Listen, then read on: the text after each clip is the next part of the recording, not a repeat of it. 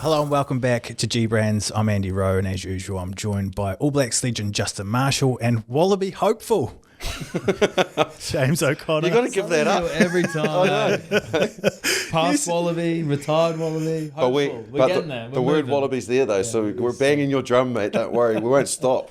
And they will eventually listen. Joining James on the couch today is a coach with one of the most impressive CVs in world rugby. It is Crusaders assistant coach Brad Mooar. Thanks for coming on the show, mate. Hey, thanks, Andy. Thanks very much. Lovely to be here. Justin, great to see you. Good to see you, Brad. Good old sparring partners from the past. Before we get into that though, boys, we're going to have to talk about the weekend, the annihilation of the Blues. Who didn't enjoy that? How did that feel? Well, it felt great. Yeah. It was really important for our group to get that performance and win on the road, and also just to bank a little bit of momentum that we'd built at the start of the season, particularly at home, but then to go away and do that to the Blues in the derby match was really important for us. So it was great to see the lads doing that and just dominate in a number of moments that added up. It was a big week though, Blues week, eh? Like Marshy, you were even talking about it leading into that Blues week. It's quite... Yeah, it's got a good feel about it, always has. I think, look, hate is a pretty harsh word, and it's not really a hatred of the Blues, it's just the intense rivalry, and I think success breeds that. So, yeah, I think as a Crusader, if you ever want to get up because of that history, you know, when they've had their moments and the Crusaders have had theirs as well, but you just get this feeling that there's a level that game reaches that...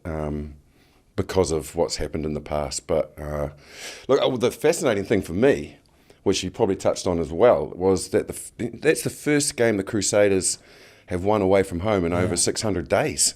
Wow. How about that as a stat? What have you boys been doing? we definitely spoke about Did it you? during the week. Yeah, we spoke about it during the week, and that's sort of what makes it even more special. Yeah. Is getting away when, for me as well, obviously Eden Park cracking that voodoo, but I could even see... My old man's pre-game message to me had a bit more oomph in it this time. Did it? Yeah. Does he message you before every game? Yeah, before every game. Oh, can you read it to us? Can you read it to us? Come on, get it out. This is great content. What's I'd have to go deep here. All right. So before every game, any club game, international, whatever it might be, you'll hear from your old man. Yeah. How good's that? He sent me a message. I hope you're listening to this, Brad. Like, your words on him before the game are wasted. He's already got a text from the old man. Look. It's beautiful, isn't it? You think you're having an influence, and hey James, think about you before your big clash against the Blues. There is no doubt there is no bigger rivalry in New Zealand rugby, if not Super Rugby.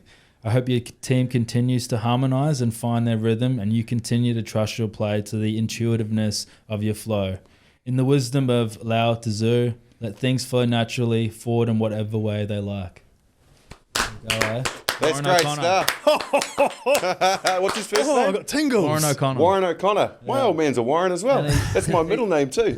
Did you know that? I didn't. Wow, this is great. I don't have to another sip of my beer. We can drop the mic after that, can't we? It's just magnificent. Thanks for coming on the show, Brad. Yeah, it's been emotional. I've got my lesson. It's beautiful. What lovely wisdom in there. It's magnificent. Isn't it? You talk about the rivalry, and it's just how it's spun and interwoven into our fabric of New Zealand rugby, isn't it? Yeah. Auckland, Canterbury, Crusaders, Blues. Absolutely. And there's just so many stories that get told through that tapestry, and you see the full circle nature of it. There we were playing Saturday night against the Blues at Eden Park, and it happens to be also the same night that magnificent man and servant of Canterbury rugby and New Zealand rugby, Grizz Wiley, passes away. And what stories he was able to tell and that he's been a part of in the game, and that's the special stuff, isn't it? It is. The relationships, the stories, the occasions and opportunities. There's been plenty before us. There'll be plenty after us, and right now we're in that moment of opportunity to be part of it. Absolutely, yeah, and well said. It's really sad to hear of Grizz's passing. For what a great servant for New Zealand rugby. You know, not just for Canterbury and Crusaders, but the All Blacks. In coaching and in playing. You know, it's always tough when you lose a person that has been so instrumental in our history, because you know they are irreplaceable. But what they do leave is what they gave to the game and gave back to the game, and what he gave to the game will never be forgotten, and that's key. Yeah, that's beautiful. Ahead of his time too. He was, yeah. It was a long time ago. I was in an under-21 training, playing, and Grizz came along to take the session as a special guest, and it was what a privilege. And of course, we're all a little bit intimidated, scared. He's an intimidating guy, nervous, and but he comes in and makes you feel warm and included straight away, and said, "Righto, well, we better warm up." So those days, off you went round the paddock. It's like you're warming up for a cross country instead of a rugby game. No balls. And you got about 25 metres. That's it. Stop. Bit gruffer than that. Yeah. Probably a few more words added. And so we all stopped and thought, here's the first lesson. Get back here. Now, what do you play with? The balls, sir. That's right. So what are you doing running around there without the balls? Grab the balls, go around the field and start passing them. Brilliant. Beautiful. Hey, speaking of legends, there's a rumour floating around that you had a few Crusaders legends come in and chat to you during the week. Andy Ellis actually said that he was one of them, and I said, well, it's not like you to pump your own tyres, Andy, is it, by any chance? But I think DC might have been floating around too, was he? Yeah. Did you get you got a fanboy photo with him, James? Did I see that somewhere? I played quite a few games against Dan. Man, he was an incredible player. And I got to share a couple memories when we both were playing in France together as well. Oh, yeah. After some good games. One in particular, we versed. So Toulon played Racing Metro in the final of the top 14. Oh, wow. In Barcelona. In Barcelona? At the, is that San Siro? Yeah. Oh, incredible stadium. It actually pipped us. But yeah, pretty nice celebration after, and got to know Dan quite well. Awesome. That's I bet you did. Yeah, it was good I fun. can just imagine you two out. Yeah. Well, no, it was awesome. Like he came in and as you know, he's a knowledgeable guy, and just straight away you could just see everyone just glued in on him. Yeah. Even just chatting to some of the other ball players, and especially even like Taha as well. I grew up idolising him play, so pretty cool moment, and to be given our jerseys from him. I tell you, it's funny. It's weird though. I've done the presentation before as well. It was before a semi-final. I'm pretty sure Razor got me in. Well, you might have been still. Well, I remember when you trained with us. Yeah, I trained with you in South Africa. Yeah. I said, Marshy, just carry this up. We were the opposition. We'll create a ruck and just allow them to get their defence coming round and get. No problem. Straight through. Carry it on. Under the sticks conversion. Back to halfway. But I tell you, the weirdest thing for me was, obviously you talk on TV and in front of millions of people who are listening, and it's like, right, you just don't want to fuck it up. So you're kind of used to it, but walking into that changing shed is something different. And for me, it's probably the most nervous I've ever been. And I knew what I wanted to say, but equally, it's having those eyes actually look up at you. And the weird thing is, I remember sitting there, and they're rolling out the legends to come and talk to you. Do you know what I mean? Yeah. So I'm sitting there thinking, I wonder who's coming in to do the jerseys today as a player. And, these guys would come in, and I'm thinking, they used to play way back in the day. And all of a sudden, I'm that guy way back in the day that used to play. It's a really surreal experience because you used to be that player, but now you're the guy that's getting brought in to talk to the current player. And what do you reckon it is that made you feel nervous doing that? It's an environment that you've given so familiar much with. to. Yeah. But you've been in plenty of situations. Yeah.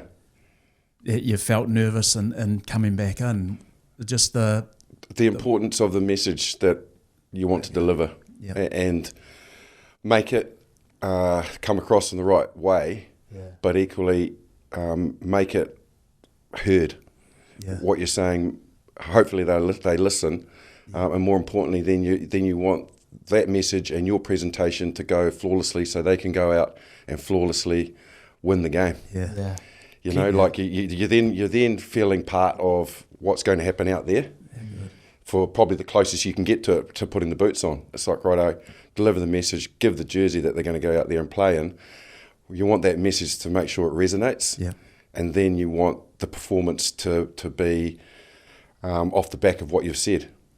and hopefully that it sinks in. Yeah. And so, it's just the importance of what you're doing and saying to how it's going to affect. At the end of the day, I think it's definitely a semi-final. If it doesn't go well, there's no game next weekend. Yeah. Can you remember what you said? I think probably most importantly for me was recognising the group that you're in, knowing the history of what the jersey's about, and then equally that a Crusader does things that no other rugby player does. They just have a attitude, a teammanship culture about them that no other team can replicate, and you just got to go out there and be a Crusader, and if you do that in that jersey, then the opposition will know, and the result will take care of itself. Pretty much along those lines. That's one thing I've noticed in terms of sort of the language being in the Crusaders is just not just emotive language, but also like us talking about going to the hurt locker, taking them to a place they don't want to be, and so it's not just like detail of a rugby match. It's like we will go further. Like we'll go to that the deathbed to win this game. Yeah. Will you meet us there? Yeah. Then we'll have a fight on that line there. So like, I love it. Passion. Goosebumps. I remember the one when you asked me to speak after the training run to South Africa. Yeah. Yeah.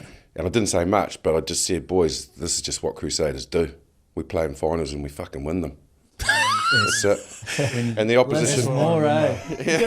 Yeah, I remember that, and the normalising stuff that you're talking about before. I mean, it's smart. It's taking it away from the weight of the consequence of the outcome. Yeah. And just talking about, well, this is what we do. This is why it's special. This group's together, get in, get amongst, enjoy the moments, and the way that Justin put it.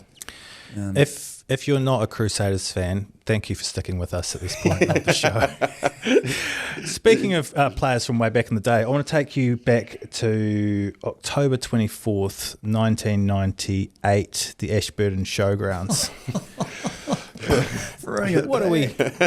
What do we remember of that day? Set the scene. Huge crowd probably for a start off. Oh, there would have been. I probably would have been there. Lots of gumboots on the sideline. Lots of gumboots, lots of ear texes. It was just magnificent. Lots of shorts, the Harlequins type shorts with the checkers. With the checkers. Oh yeah, there would have been lots Oh of yeah, those. definitely. And tartan shirts. Yeah, tartan shirts, couple of ear texes. That's it. Yeah, Too good. some Ravens down caps. The MC hammers. Oh, Mighty Mid Canterbury. Just more great times. That day, it was a beautiful day, lining up for the final against Horowhenua, and who were a really tough opponent, big pack. And what I remember pre-game was two things. Murray Henderson was involved with us strength and conditioning wise, and he was warming us up, and he was getting us into some state. It was magnificent, motivational wise. And Dave Dobbin was playing live on a flatbed. Oh wow! Yes. So Muzz, we're here, catch pass, and we're ready to go to war. Yeah, I quite like Loyal. It's Dave Dobbin over there. Wow! Can you sign my rugby ball? It was incredible. It was a magic. Great day. Steve Middleton kicked 6 out of 6. What position were you playing in, Nick? 10. You were playing 10, yeah. Yeah, and mids 12, a guy Pete Topham at 13, and Carl Hensley at number 8 went from. We put this massive kick down. It wasn't me. I'd be a tin pot. We go about 10 metres. Give it to Pete Topham. He whacks it into the far corner. It doesn't go out. They count to 2 passes and come back up the other side. And Carl Hensley's gone from one corner to another and absolutely barreled his fella into touch inside our 22. It would have been final over. They would have won the game. Turned to Pete and said, "Mate, great kick, but it's got to go out." He said, "Just kicked it 90 metres, mate." Fair enough. Could chase better. But cool days and cool times, and managed to get up by a couple of points. So you were a partner in a major law firm in Christchurch, weren't you? Yeah, I was then went away and stayed overseas, and then came back and ended up being partner, same firm. Yeah. Yeah. So when you were a partner of this law firm, you then decided to go and coach rugby. That doesn't seem like a straightforward. A smart idea. It doesn't seem like a smart idea. Like for anyone that's a partner in a major law firm to go, okay, well, I'm going to go and coach rugby in South Africa. That seems like a very odd decision to make. Yeah. Or where someone's passion is. Yeah, exactly. Follow your joy. Yeah. 2-1. Talk me through it. I just love the coaching, and I love the people part of it. The that connection, love footy and love the people, and seeing, well, how far can we take people? Where do they put a ceiling on their potential that we can get rid of, and just say, well, let's try this, try that, and work with them, and then they work with you, and you're just getting better and better and better and enjoying it, and you're seeing kids turn into men. They're achieving off the field, on the field. I just loved it, and I loved the law. I loved the people that I was working with. Had some superb mentors there, the clients, but just never really passionate about the job as such that I could imagine myself being 60 and being walking into the office to log in. All the people part, that's still there, but it just was a real passion thing that Justin really mentioned earlier. And then that opportunity came up with Matt Sexton to go to Port Elizabeth. Oh shit, was that the Kings? Yeah. Oh, okay. And then came home and ended up coaching Southland Stags in the NPC for 2 years, which was magnificent time. That's down in right. Invercargill, great people.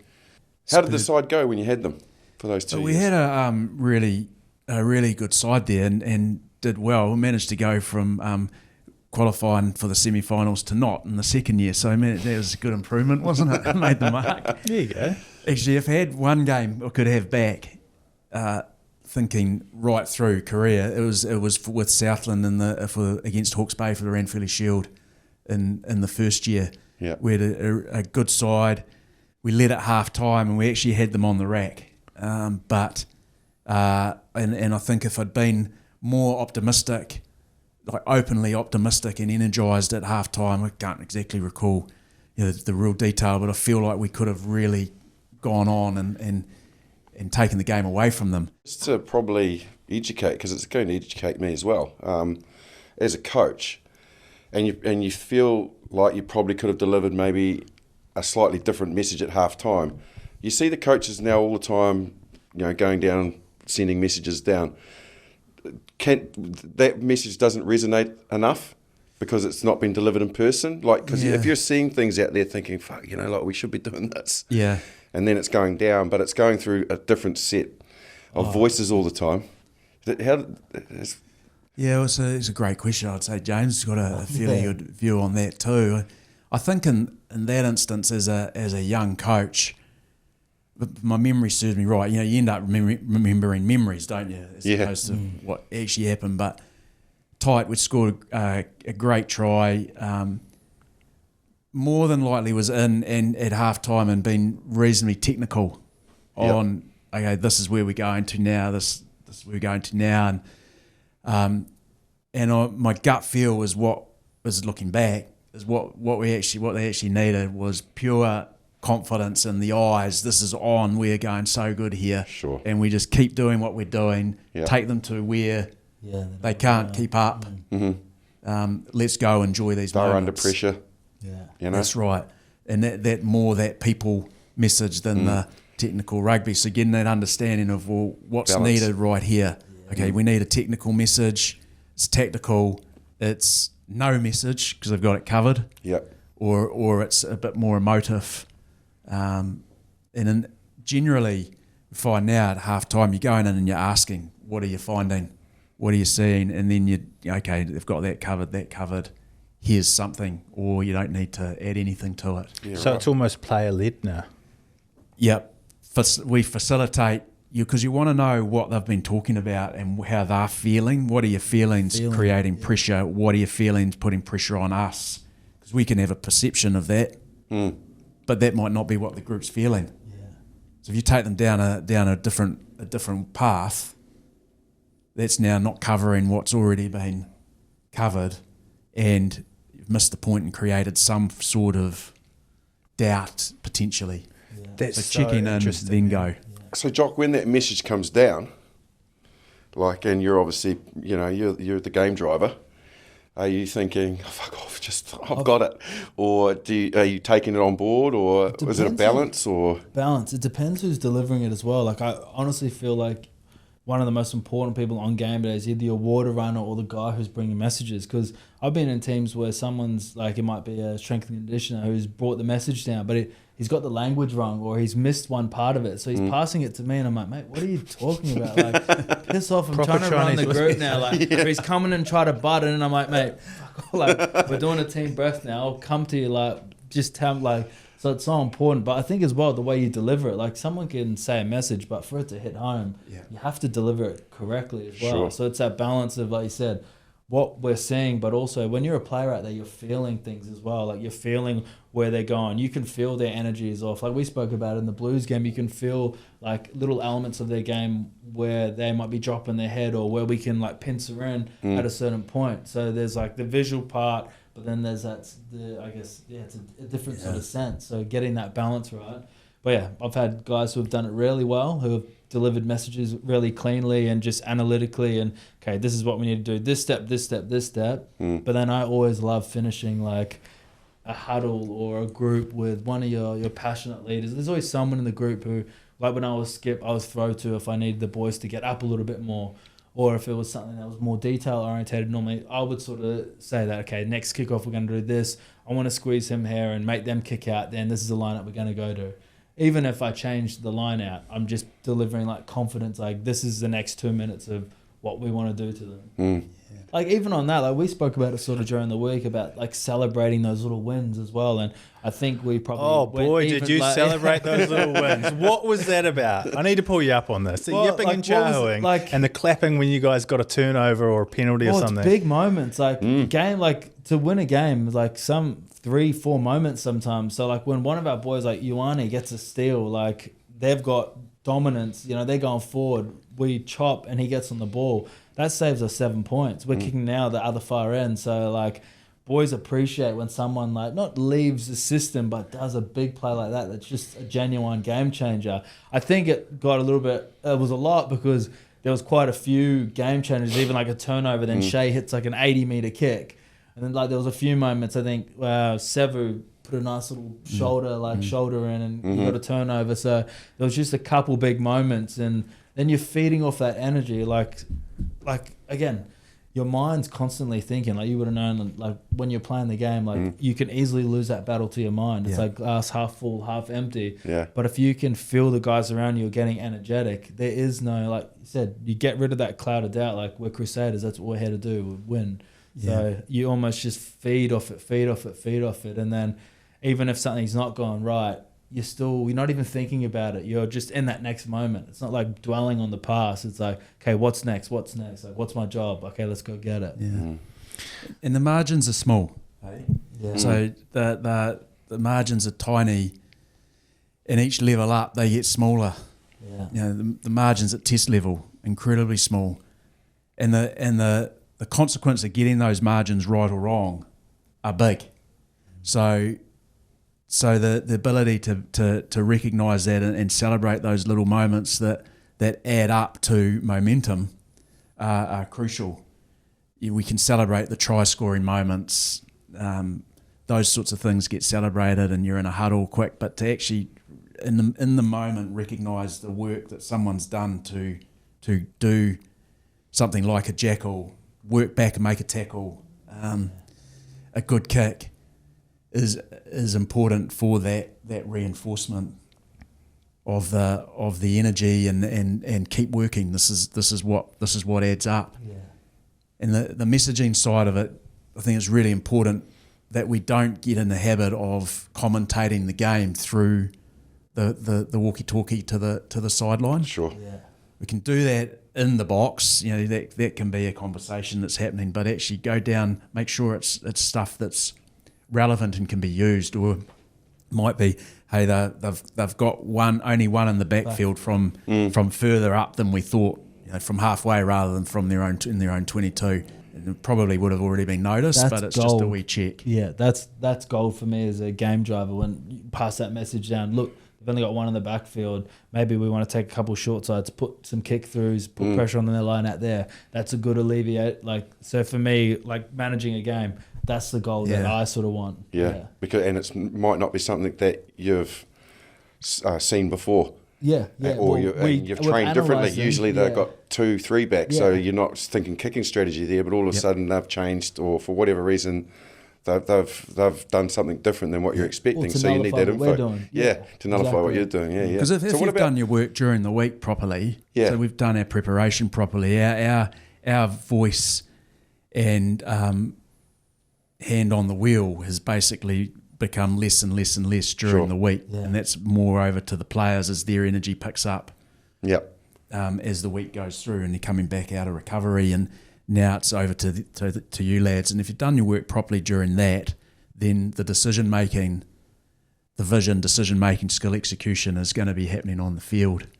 You can end up cluttering it. I remember in 2016. So now I'm 50 plus. I'm not allowed to run the water and messages. It would take me too long to get on the field. Hurry up, bring that tea. It's easier to stay on the other side. 2016, I was running water messages and with Crusaders, and we were playing. I can't remember exactly who it was against, but it was a scrum on halfway. Scrum went down. We win the free kick, and literally 8 players from our side and 8 from theirs are on the ground. Andy Ellis has got the ball at halfback and does a quick tap and takes off and passes to the first guy beside him, who then carries into a ruck, and it looks like we're going to get turned over because we've got no clean. They're all on the ground. They're on the ground. Straight through the wire, town by Matson. Brad, get to Andy and tell him if he takes a free kick from a collapsed scrum again, he's off. Okay, got the message. We don't lose that ruck. We carry on. We win it back. Score. Oh. And Tabs, yes, Brad, still tell him. Oh. Right, okay. This is going to be interesting.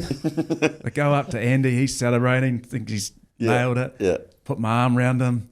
That was awesome, mate. And then you just to the box, told him. Thumbs up. You got to do that. Feel the moment.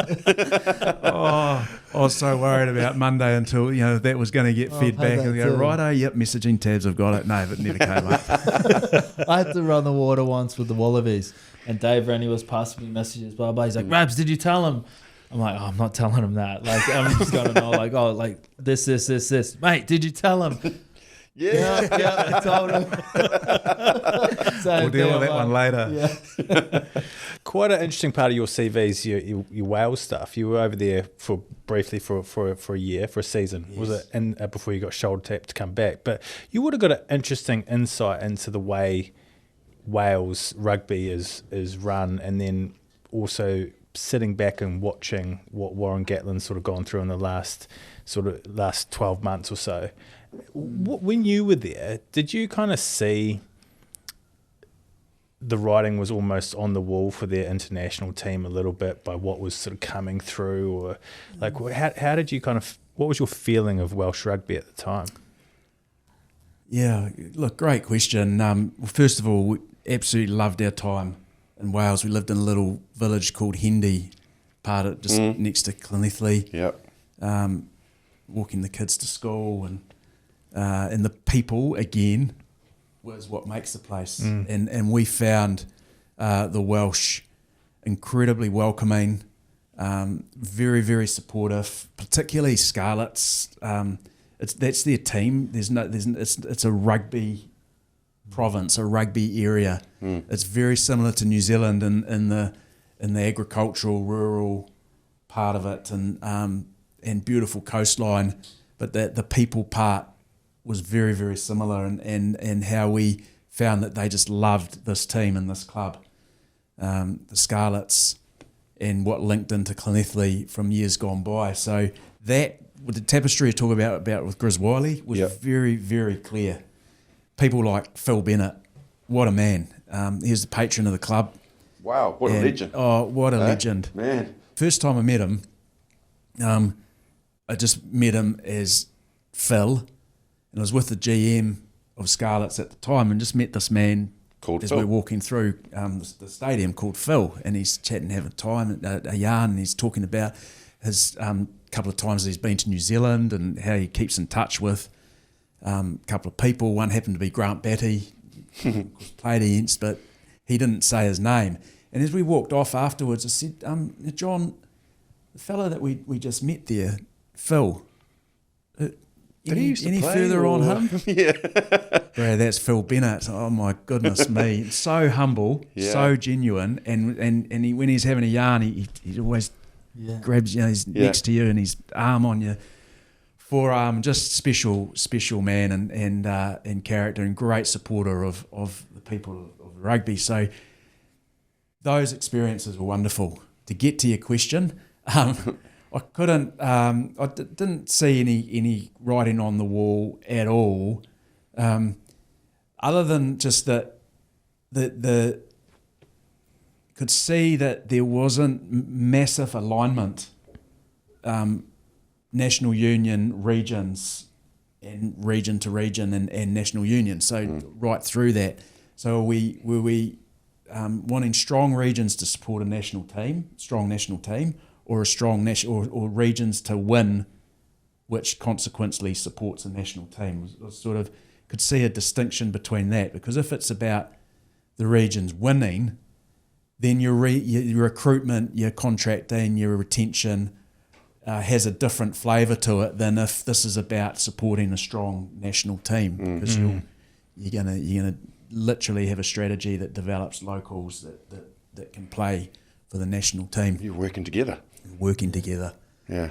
And I could see, and then you start asking questions. You say, well, yeah, there's been this change, and then that change, and then that change. So that lack of consistency through, and for alignment, was, I could feel that, and that whether that would have some sort of part to play potentially in what's played out.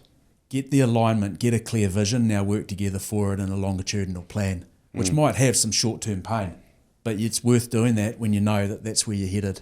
I don't think it's easy for me to say that it's not rocket science to try to get the alignment, to get the vision right, and then to work closely with the regional teams, with the underage, the pathways. There's been real improvement there. Well, the under-20 side has done, for Wales, has done the best it's done for a long time this year. Yeah, right. So they've won 3 games in the 26 Nation, very nearly won 4. They had cards and whatnot that would have put them in that position. Beat England. So there's something there. Eh? Yep, there is. It's just get that flow, get that roadmap going that says, well, this is what we're about, and we're heading here. Have that leadership, that statesmanship that can take people with you. But playing the devil's advocate, like, that potential's there, but you've got to take the pain. But the pain is already, 16 tests on the bounce that they've lost. Yeah. So you know that you're going to go in the hurt locker again, and the pressure's going to come on as a coach. Yeah. So it would have to be about the buy-in, wouldn't it? To say, right, well, if I'm taking this job, it's going to take time. Yeah. Do you think, or? Yeah, and I think what you'd want to know, because I think a lot of what we're talking about is not the sole or major responsibility of the head coach of the team. Yeah. It's that alignment is there, board, executive, union. We're all in. We're all in. And there's quality. There are quality players. You see it in at times and in games, and it's about the consistency and the belief and how to do that without having the weight of everything else put on you, because you guys know better than anyone. The intensity of Test match footy is high, very, very high, as it is any high performance sport. The intensity is already high, the pressure, the scrutiny. So we don't need to make it any higher than it already is by its nature. Yeah.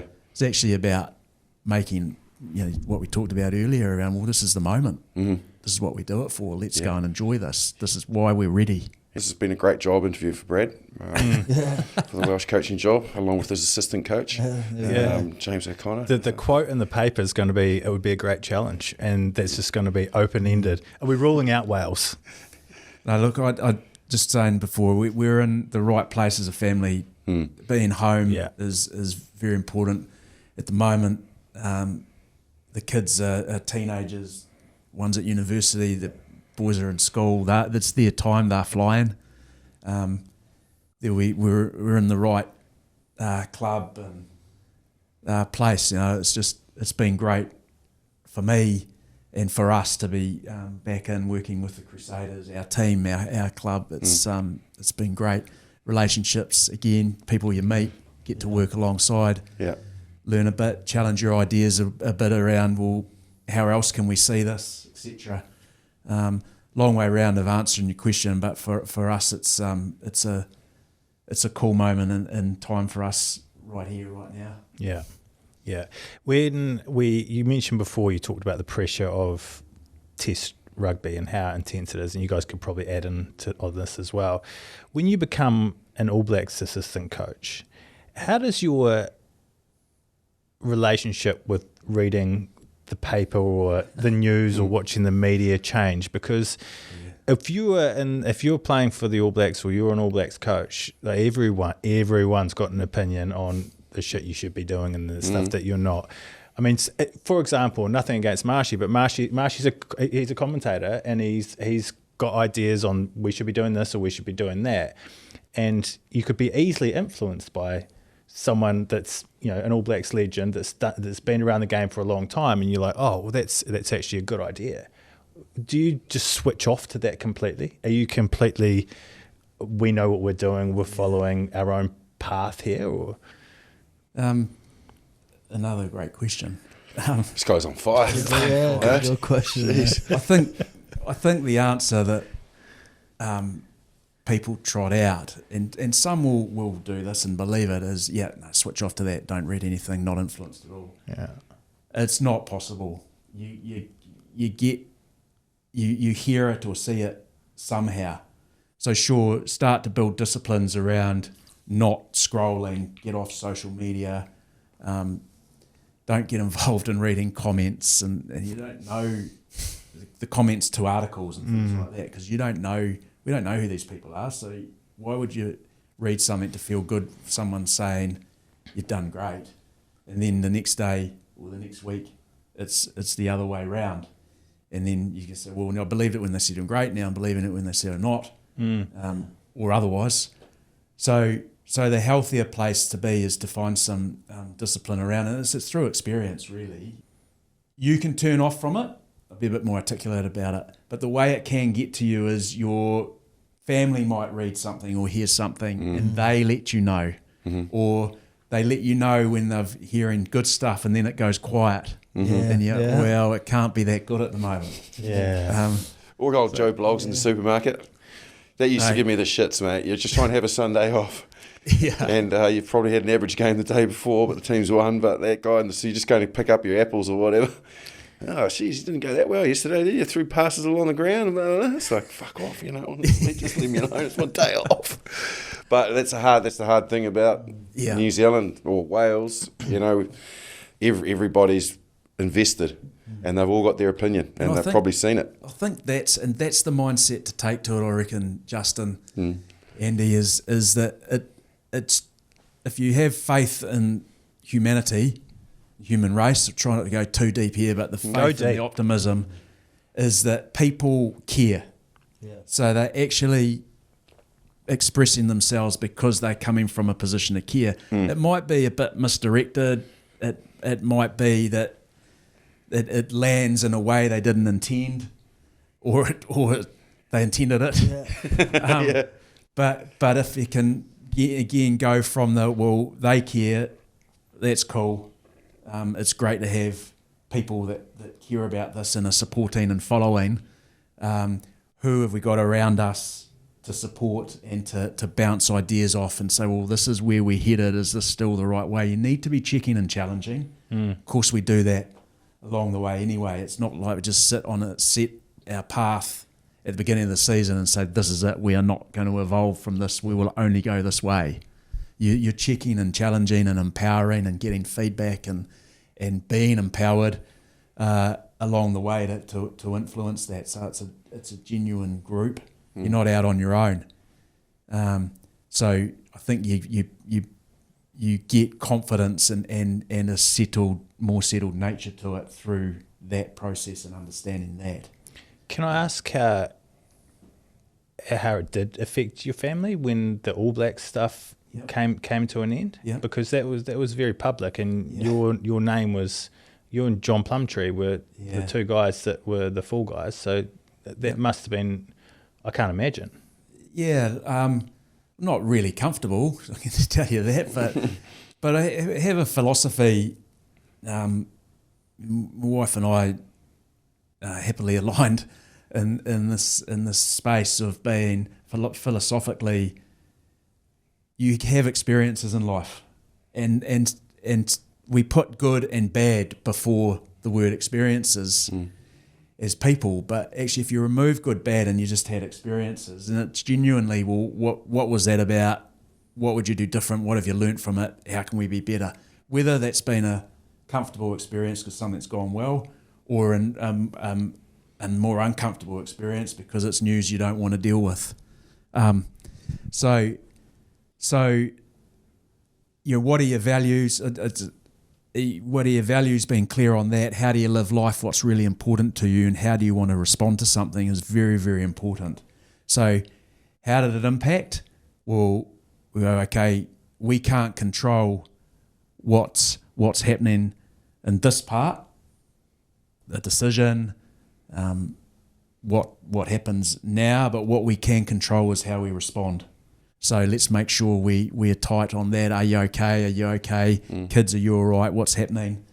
And you find out pretty quickly that there's a lot of other stuff going on in the world that you're not walking around with a sandwich board on that says, look at me. Yeah. But were the kids all right?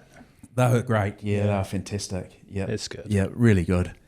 And just ready to, well, Dad won't be away now and he'll be home a bit more, and that becomes pretty arduous for them as well. Can we do something about this? But no, they were great. And the support network around us is fantastic. So you go to those people and you just realise, well, let's get on with life and move forward. Because that's the West where you want to be. Going back a step then, like I talked about what it was like to go into a Crusaders changing shed, and I played over 100 games and never felt so nervous. What was it like walking into an All Black environment and looking at those eyes looking at you, having to deliver your coaching message for the first time? Mate, I think I felt like how you described coming back in. Yeah. I prepared for that first backs meeting, like as if it was a full theatre scenario of lines and what am I saying here, what's the message, what do I show, etc., rather than roll with it. Yeah, be right. You know what we have, and then sure enough, you sit down and you're having a yarn, and it's not. You have met these people before. Some better than others, but at the same time, I definitely felt the weight of this is the All Blacks, and I've got to get this right. You get one chance to have your first meeting. Yeah. Then looking back, just really do what you'd advise anybody else. You're here for a reason. Be yourself. Go get it. Enjoy it. Yeah, wow. Yeah. But definitely felt what you felt. Felt that pressure. Yeah. And I guess like going into an All Blacks environment as well, like the reality is some people would maybe know more than you as a coach at any level, right? Because there's you're playing with you're coaching some of those guys some have the best. 80, 90, 100 tests. Yeah. They've seen a bit, done a bit, heard from a few people. Mate, fantastic. Yeah. And I don't have to go far to find people that know more than me. And I think I wasn't speaking specifically about your knowledge. I was speaking in general, going into an All Blacks coaching room. Yeah, it's how a group gels together, works off each other, works with each other, fits and contributes is where the gold gets mined from, and where that, we talk about the cement between the blocks of the brick wall. That's what keeps it together and makes it strong. So how that works is really important. What we find, players, you've got James here playing in your group. You're going to be putting out, here's a scenario, what do you think? And bringing the ideas from the room to the group, because the boys are doing it. They feel it. They know what it's like to be on the park doing that. It can look great when you press pause on the computer or do a keynote presentation, and it's like, well, yeah, but that's not quite how it works. So that's around you all the time. So empowering, involving, including the players, giving them what they need to be involved and have a piece of the decision-making pie is really important, and that creates buy-in, and it's our idea and it's our thing now. It's not mine. It's not yours. It's ours. And you generally, like if you ever yarn about a play or a way to counter-attack, kick strategy, whatever it might be, and you start that conversation and then you get in another view back, you end up moulding it into something that's even better than either opinion on its own anyway. So there's some gold there. So using the knowledge in the room is really, really important to continuing to grow yourself and the group and the game that you're playing. I think that's the gold, as well as you're getting all those different, like everyone sees the game differently as well, and there's so many different ways to do it. But like what I really enjoy with how we've been working together is like we'll come up with all different ideas and we'll throw it to the group and we'll play with a few different options, and it's not like it's under pressure. It's like we're throwing ideas out there, we're doing it at training, and then, we all buy into, okay, this is what we want to do. But then next week we might see a different picture and we're open to growing it and changing it, or why didn't it work? And so it's like, it's an open conversation, but everyone has a voice, so you feel like you're a part of it. So then when you feel like you're a part of it, you want to deliver it. It's not just, coach is telling me to do this, but I'm seeing this, but I'll do what he says, or I'll do this. Like, it's like we're bought in, and that's the neck, like the concrete, the cement is getting a team humming, is getting all those different individuals and personalities and ways of seeing the game and just meshing it together to deliver a good performance. And that's where the Chahuing can come in too. It's like, it was too much, again, man. It was too much. It was great. I loved it. And so insane. I guess you have to be there. You have to experience it. You do. But you're not England, okay? You don't need to be doing that stuff. So given all that, Brad, and I don't know how easy a question this is to answer, and you don't have to by any means, but obviously you had a contract through until the Rugby World Cup, and for the reasons that they came to, that no longer exists for you. How was it going through that period, knowing that you were part of that side and you were working towards the goal of this team winning the Rugby World Cup? How hard was that to actually have to see them at that World Cup, and it was a team that you were contracted to be involved with, and then all of a sudden that's not happening? It must have been tough. Or had you moved on? I think you move on, you move with it. So that's our team too. It's our country's team. Sure. You love the people in it. You love the team. You never wanted anything else than the All Blacks to do well. And so that became a bit like what we talked about earlier. There's people that have been involved in it before you, after you, and that's going to happen anyway, one way or another. So relish the time in the seat, appreciated that, really privileged position to be in, and to have all the experiences that came with that. Again, some uncomfortable, some more comfortable than others, the highs, the lows, but also just saying, well, this is part of what we are. We made a choice to be part of that. And then you want to see the side do well, not involved anymore, but this is our team. So it's no different to how I was involved before being coach. Yes, you still wanted to do well. Yeah. The people around you that can support you through that, any well-being work you do on leadership, on yourself, on what's important to you, etc. That's what holds you fast in those times. You go, well, What's changed? Well, that's not my job anymore. Does that change your identity? No. It's No. not who you are. Yeah. That's the key. Yeah. And I'd say certainly early on coaching might have probably attach more of my identity to the role, and then you start to learn, well, actually that's not who you are. This is who you are. That's what you do. Yeah. So it becomes, that can hold you really, really strongly and well when you're going well and when you're not going well as well, because your identity doesn't change. It just, where you're putting your attention just might. Definitely breaks your ego.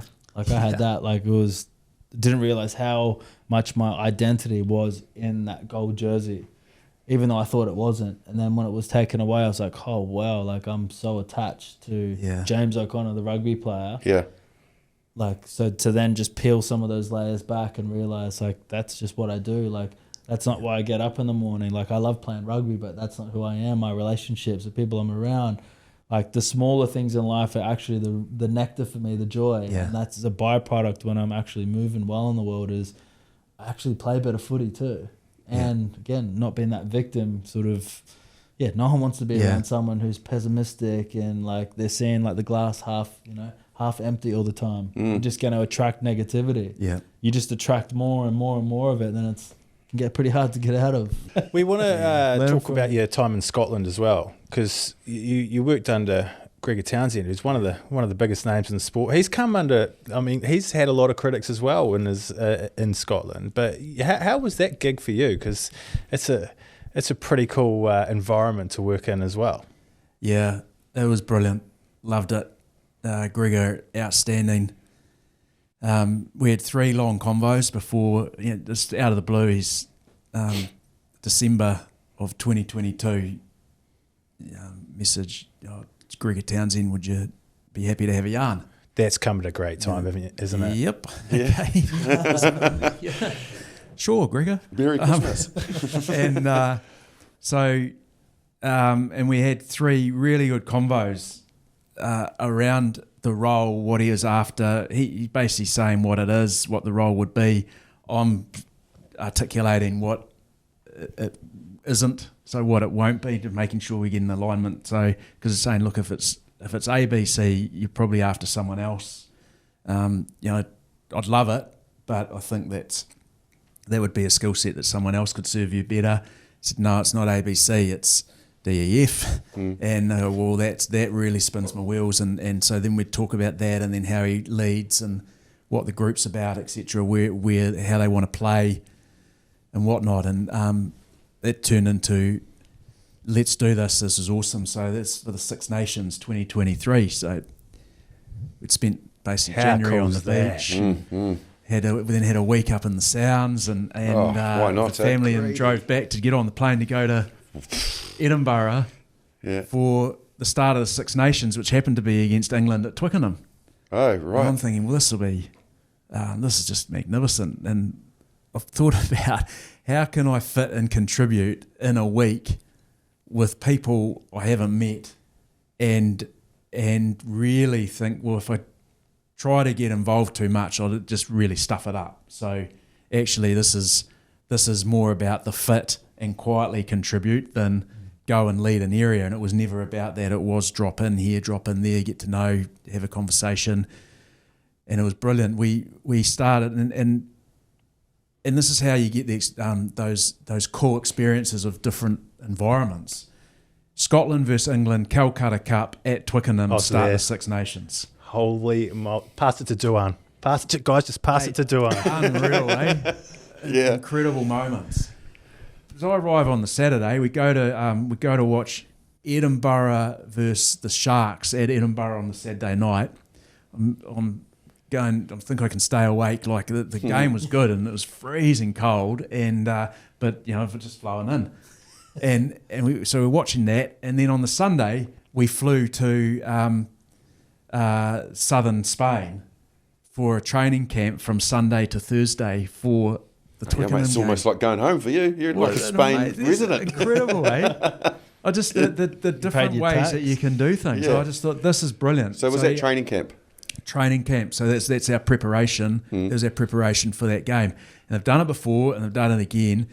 And instead of judging it through your experiences and whatnot, you just observe and then go and ask questions rather than judging whether this was right or wrong. Yeah. It's actually, what's the purpose of this? What's the reasoning for doing that, rather than being at our base in Edinburgh? It's awesome setup. It's all there, people are home. Well, this is our genuine way of being together as a group without any distractions of, that people can go home, you can come back in, etc., which is all wonderful. But for the start of the campaign, this is a way for us to get really tight, and without also the bloke in the supermarket, the guy who they care a lot. How are you gonna go they at the just want to weekend? talk about the game. Yeah. So there's a genuine ability to do our stuff, to connect, and the connection was really strong, and to enjoy that, but also enjoy the downtime that is not being around people that want to talk about the game non-stop. So that was that, and when we go back to Twickenham and I go back to London, and then other little things, the bus on the way to the game, I'm interested as to, well, how will this be? Used to a fairly silent bus, and it was quiet, but because it was the Six Nations, there's usually a game before your game. So there's 3 games in the day. So if you sit in the middle of it, there's a game before it and there's a game after. It makes logical sense. But there was so Ireland were playing Wales in Cardiff as we're driving, before we got on the bus. So we're watching bits of that before we get on the bus, and then it's still going while we're on the bus, and I can see Gregor's got his iPad having a look, because we're playing Wales the next week. And he's watching the game on that, and I'm sort of looking around, and then he looks back and I thought, I've been busted. And he said, oh, sorry, can't you see properly? And holds it up so you can see a bit more. So this relaxed nature is coming through. The game, you could see it still in the changing room. So I asked him about that, and this is where his comment was to me, which has stuck with me, and sort of referred to it earlier. Brad, I just find that the nature of Test rugby is so intense anyway. There's no need for us to make it more intense, especially on the day of the game. I love that. If the boys do what they need to do, we've done our work. We're checking, watching, environment's right. When it's time to go onto the field, they're on. And there was no taking the piss with it at all. It was people were doing what they need to do, but it was just this relaxed scene and atmosphere of, well, we trust you. Yeah.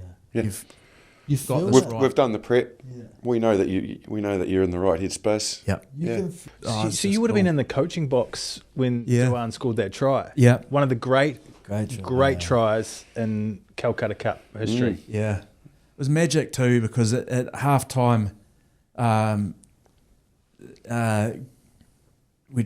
talking the game. Gregor said, "Okay, this is going well, boys," but he was really hard on the group for what we could give so much more, play more. It sees the game the same way. We see the game very similarly, very optimistically. I learnt plenty of him from him around how to put that together a bit more, how the kicking game comes into the play, and through the hands game, how he sees that, how he puts that together with the group, etc. And the message at half time was about how much more we could give, counter-attack, through the running game, and to see,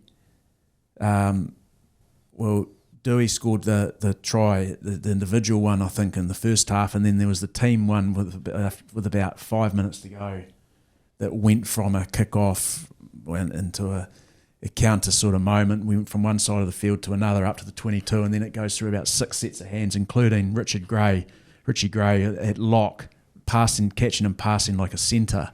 And it's just incredible to see that those little bits get put together for that moment. You got to work with Finn Russell as well. What was he like to work with? Superb. How were him and Gregor getting on at that stage? Were they? Very good. Yeah. Yeah. 'Cause they had some history, didn't they? Yeah, I think, and they're quite open about that. There was, my timing was obviously fantastic, in that. So they'd gone through a bit individually together, and have a really strong relationship that works really well together. They're both first 5/8 that see the game as an attacking opportunity. You got Finn. His nothing comes without hard work and discipline to your trade, does it? You see work you put in. You'll know that you don't get a guy who can play with such talent and skill and time on the ball who doesn't put the work in. He's a really hard worker on the game. Great mind and memory for moments in the games, almost a photographic memory in that sense. You're talking to him about something. Because in the Six Nations, there's the fallow weeks when there's no games. The guys who aren't playing in Scotland go back to their clubs, and his was at the time racing. So we'd play on say we played on the Saturday, on the Sunday he'd go back to Paris, and then he'd be preparing for a game with racing in the weekend. So it's clearly in French. He's doing that. He's then had played the game. One of the times it was a Sunday night game. Then Monday turns up back in at camp for us to get ready for the test match. So you're now talking to him about a game which is 2 games ago for him and 2 languages. In English, yeah. It's just like... And sit down, have a yarn with him, and he's got it bang on. Yeah? Bang on. Go through it. He can just play by play. So that ability and mindset to know that that's really important, but to put the work in, but also that there's some form innate ability to be able to do that and go back to that was then because we'd just had this and in that moment XYZ happened, so therefore that's why we did that. Yeah, wow. You've nailed it. Yeah. Don't need to pull the laptop up and have a yarn. You're just having a cup of tea.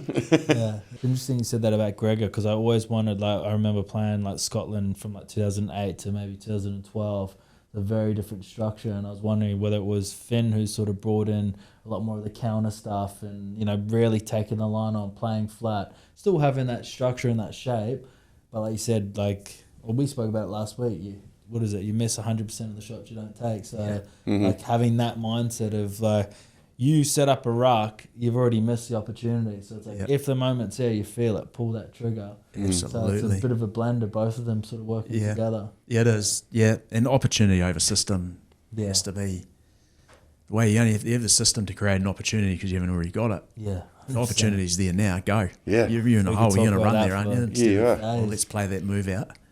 It's the first time I've heard somebody use that term, which I've often been asked about the 10s that I played with. You got Carter, you got Carlos, you got Mertz.